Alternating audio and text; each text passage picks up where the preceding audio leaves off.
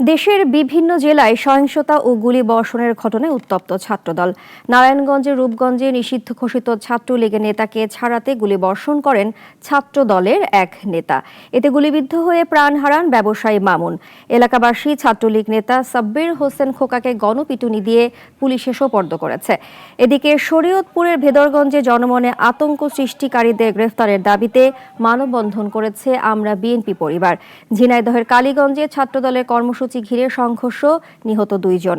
উপজেলা বিএনপির অভিযোগ, প্রায় 2 শতাধিক বাড়িতে হামলা, লুটপাট এবং 1500 পরিবার ঘরছাড়া। তাদের দাবি, পুলিশ সহযোগিতা করলে সংঘর্ষ এড়ানো যেত।